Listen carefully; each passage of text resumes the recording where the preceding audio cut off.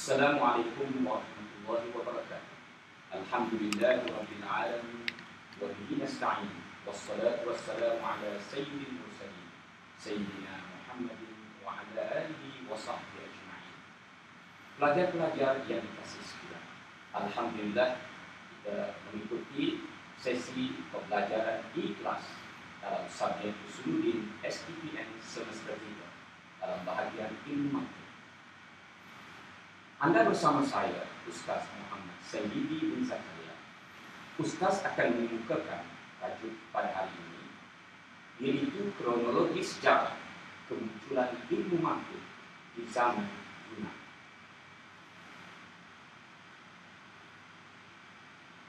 Pelajar-pelajar sekalian, insya Allah di akhir pelajaran nanti, pelajar-pelajar seharusnya dapat menggalurkan kronologi sejarah kemunculan ilmu mantiq di zaman Yunani, yaitu pelajar-pelajar dapat membuat urutan sejarah kemunculan ilmu mantiq di zaman Yunani ataupun di zaman pemikiran Greek. Yang kedua, pelajar-pelajar seharusnya dapat menyinaraikan tokoh-tokoh ahli falsafah Yunani yang mengetengahkan dan mengembangkan ilmu mantiq. Ahli mantiq telah membahagikan marhalah ataupun kemunculan ilmu mantiq dan perkembangan ilmu mantiq itu kepada 4 marhalah ataupun 4 peringkat. Marhalah sebelum pemikiran Greek, ia merujuk kepada sejarah India kuno, kira-kira kurun ke-18 sebelum Masehi ataupun 1700 tahun sebelum kelahiran Nabi Isa alaihissalam. Dan ia juga merujuk kepada masyarakat Cina kurun ke-6 sebelum Masehi, di mana didapati dalam buku-buku tokoh akademik mereka, yaitu Confucius, yang banyak menekankan tentang pemikiran mantiq. Marhalah yang kedua atau peringkat yang kedua, yaitu marhalah pemikiran Greek Yunani, yang merupakan tajuk yang kita akan bincangkan pada hari ini. Marhalah yang ketiga atau peringkat yang ketiga, yaitu marhalah dunia Islam. Ahli mantiq membahagikan marhalah dunia Islam ini kepada 2 bahagian, yaitu marhalah awal Islam, yang mana mantiq muncul dalam masyarakat Islam seiring dengan perutusan baginda Nabi sallallahu alaihi wasallam. Kemudian kurun kedua Hijrah, ulama mujtahid di kalangan para tabi'in, antaranya Imam Asy-Syafi'i, menggunakan kaedah mantiq seperti kaedah al-qiyas dan kaedah al-istiqra dalam menentukan period atau tempoh haid bagi wanita. Kemudian marhalah dunia Islam ini juga dikembangkan lagi dan digiatkan lagi dengan gerakan penterjemahan di zaman kerajaan Bani Abbasiyah di bawah kepimpinan Khalifah Harun ar-Rasyid dan Al-Ma'mun bin Harun ar-Rasyid, yang mana di zaman tersebut terdapat satu gerakan yang dinamakan sebagai gerakan penterjemahan. Dan dalam gerakan ini telah menerjemahkan buku-buku daripada peradaban asing ke dalam bahasa Arab, termasuklah ilmu mantiq. Marhalah yang keempat, yaitu marhalah zaman moden. Marhalah zaman moden ini kira-kira kurun ke-13 Masehi sehingga kurun ke-19 Masehi, yang mana ketika itu era ilmu telah berubah ke Eropah.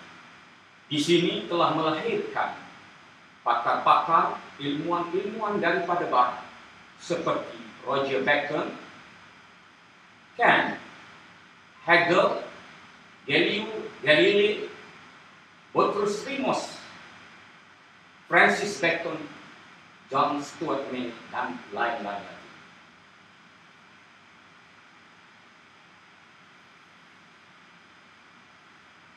Kronologi sejarah kemunculan ilmu mantik di zaman Yunani. Zaman awal falsafah Yunani adalah bersifat material, yaitu berkaitan dengan perkara fizikal, tidak menyentuh soal imajinasi dan pemikiran. Dari sudut kepercayaan pula, pemikiran mereka cenderung kepada mitos, percaya kepada dominan, cerita orang-orang tua, dan juga perkara-perkara yang khurafat, perkara yang karut. Oleh itu, di kalangan ahli falsafah Yunani mula mencetuskan pemikiran mantik, iaitu berfikir mengikut kaedah yang betul dalam pemikiran.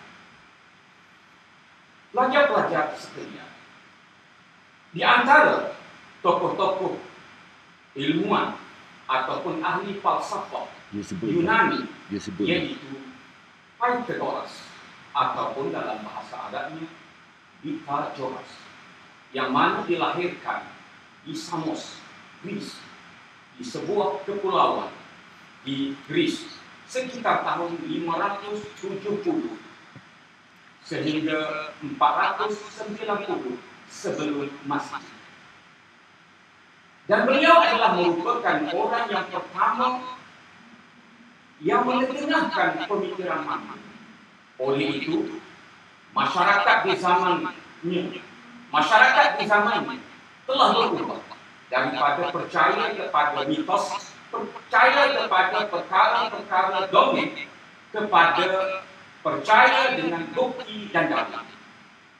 Dan beliau juga cukup terkenal dalam bidang matematik, di mana beliau telah mencipta suatu teori Pythagoras yang digunakan dalam ilmu geometri ataupun ilmu matematik yang berkaitan dengan segitiga.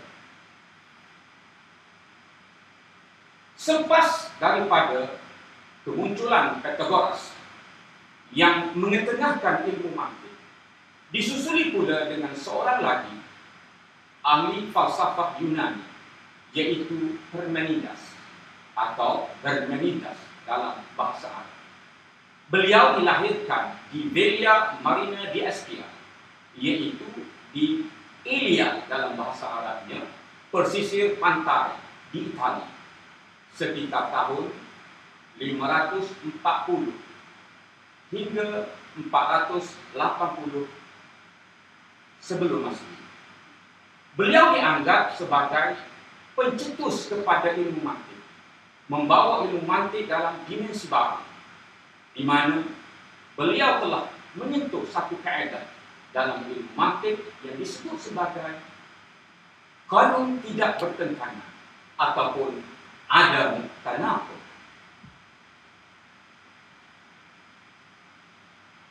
Muncul pula selepas itu seorang ahli falsafah Yunani yang sangat terkenal, yaitu Socrates, ataupun dalam bahasa Arabnya Socrates, yang dilahirkan di Alpes, Athens, dan hidup sekitar 469 hingga 399 Masehi.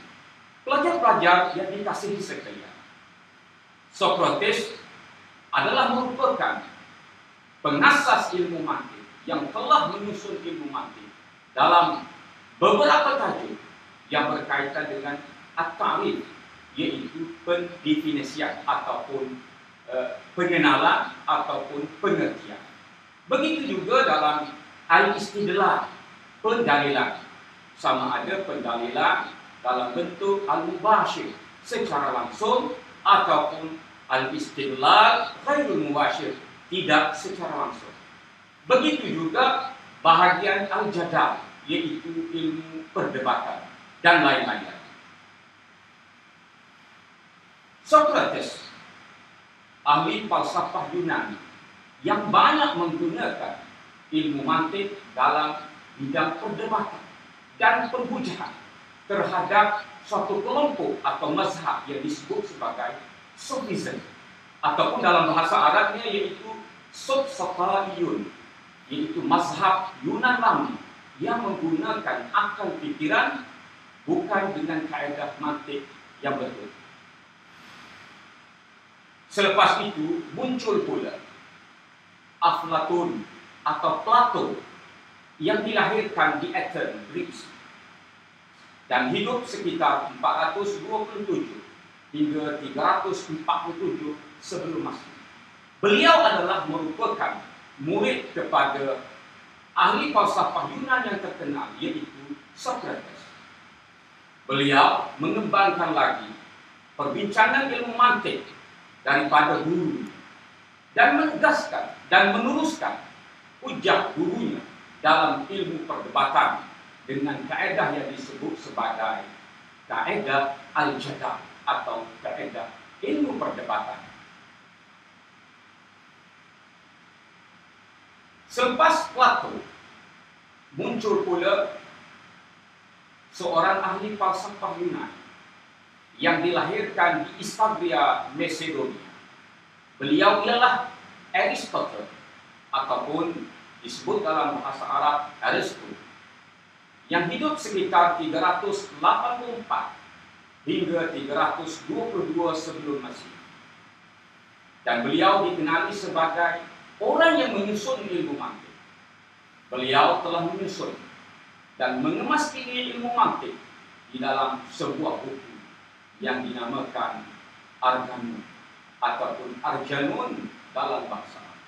Buku ini sememangnya terkenal sehingga ahli falsafah Muslim yaitu Ibnu Sina sangat terpengaruh dan mengkaji dan mendalami ilmu mantik yang terdapat dalam buku karya Aristotle ini, yaitu Arjanun. Aristotle yang terkenal dengan pemikiran ilmu mantik, beliau digelar sebagai guru yang pertama atau disebut dalam bahasa Arab sebagai Al-Mu'allim Al-Awwal. Selepas itu, kronologi sejarah kemunculan ilmu mantik di zaman Yunani diteruskan lagi oleh dua orang ahli falsafah Yunani yang juga terkenal, yaitu Epicurus ataupun Epikur, yang dilahirkan di Kepulauan Samos, Greece, dan hidup sekitar 341 hingga 270 sebelum Masehi. Begitu juga seorang lagi yang bernama Zeno of Citium. Dalam bahasa Arabnya disebut sebagai Zenon As-Sishumi. Zenon As-Sishumi yang dilahirkan di Kitchen, Greece, dan hidup sekitar 334 hingga 262 sebelum Masehi. Mereka berdua mengasaskan madrasah atau mengasaskan mazhab yang disebut sebagai Madrasah Abiko dan Madrasah Helsinki. Dalam bahasa Arabnya disebut Ruwaqiyun. Mereka berdua telah menjadikan ilmu mantik sebagai ilmu yang tersendiri, yakni ilmu mantik yang mempunyai kaedah yang tersendiri, bukan lagi sebagai pengantar kepada ilmu-ilmu lain. Pelajar-pelajar yang dikasihi sekalian, mereka berdua telah meluaskan perbincangan ilmu mantik dalam qadhiyah syartiyah, yaitu berkaitan dengan pernyataan dalam percakapan, yang mana sebagaimana pelajar-pelajar tahu bahawa qadhiyah terbahagi kepada dua, yaitu qadhiyah syartiyah dan qadhiyah hamliyah, atau qadhiyah hamliyah dan qadhiyah syartiyah. Seterusnya, selepas daripada kelahiran Nabi Isa alaihissalam, muncul satu lagi madrasah yang sangat ulung, madrasah yang sangat ulung dalam ilmu mantik, yaitu disebut sebagai Neo-Platonism, yang wujud kira-kira kurun kedua hingga kurun kelima Masehi. Neoplatonism ini disebut dalam bahasa Arab sebagai Al-Aflatuniyah Al-Jadidah, yaitu era baru dalam falsafah Yunani yang mempunyai madrasah atau mazhab yang tersendiri yang mengumpulkan setiap pegangan ahli falsafah Yunani. Mereka telah mengupas berkaitan dengan satu kaidah atau satu bab dalam ilmu mantik, yaitu al-kulliyat al-khamis, yaitu 5 universal yang terdiri daripada al-jins, yaitu genus. Yang kedua, an-naw, yaitu spesies. Yang ketiga berkait dengan sifat, yaitu al-fasl atau different dalam bahasa Inggris. Yang keempat, yaitu al-khassa, proper. Dan yang kelima, al-ardul am, atau dalam bahasa Inggrisnya ascendant. Namun begitu,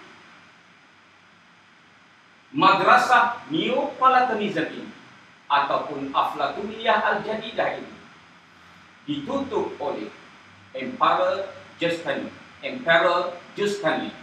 pada tahun 529 Masehi. Dan mereka telah menyebarkan satu pahaman, yaitu pahaman Al-Lahud Kristian, suatu pahaman yang sangat bertentangan dengan ahli atau pemikiran ahli falsafah Yunani atau pemikiran mantik ahli falsafah Yunani. Pelajar-pelajar yang dikasihi sekalian, daripada sesi pembelajaran tadi dapat kita simpulkan berkaitan dengan kronologi sejarah ilmu mantik di zaman Yunani. Kurun ke-6 sebelum Masehi adalah merupakan zaman kemunculan ilmu mantik secara resmi di zaman Yunani. Ilmu mantik di zaman Yunani ini dipelopori oleh ahli-ahli falsafah Yunani yang terkenal seperti Pythagoras, Parmenides, Socrates, Plato, Aristotle, dan lain-lain. Kronologi sejarah yang kita pelajari sebentar tadi telah menunjukkan kehebatan ahli falsafah Yunani dalam bidang ilmu dan pemikiran. Mereka telah membangunkan ilmu mantik dan menyebarkannya dan mengembangkannya dalam masyarakat Yunani pada masa itu, sehingga masyarakat Yunani terkenal dengan ilmu mantik ini. Malah umat Islam juga selepas daripada kelahiran Nabi Isa alaihissalam dan keputusan Nabi Muhammad sallallahu alaihi wasallam, begitu juga di kalangan ahli tabi'in atau mujtahid tabi'in, di kalangan para tabi'in telah menjadikan ilmu mantik sebagai satu daripada kaedah dalam mengeluarkan hukum hakam seperti mana al-istiqra dan al-qiyas. Di sinilah kita mendapati bahawa ilmu mantik berkembang, muncul dan berkembang dalam masyarakat Yunani. Pelajar-pelajar yang dikasihi sekalian, alhamdulillah, syukur kita kepada Allah Subhanahu wa taala dapat sama-sama kita mempelajari, dapat sama-sama kita mengikuti bagaimana kronologi sejarah kemunculan ilmu mantik di zaman Yunani. Ustaz mengucapkan terima kasih di atas kerjasama dan perhatian yang telah ditunjukkan oleh para pelajar sekalian dalam mengikuti sesi pembelajaran kita pada hari ini. Dan Ustaz berharap agar pelajar-pelajar dapat menghayati apa yang telah dibentangkan sebentar nanti, dan insya Allah Ustaz doakan semoga pelajar-pelajar sekalian berjaya dalam peperiksaan yang akan dihadapi nanti. Sekian saja untuk kali ini. Alhamdulillah. Assalamualaikum warahmatullahi wabarakatuh.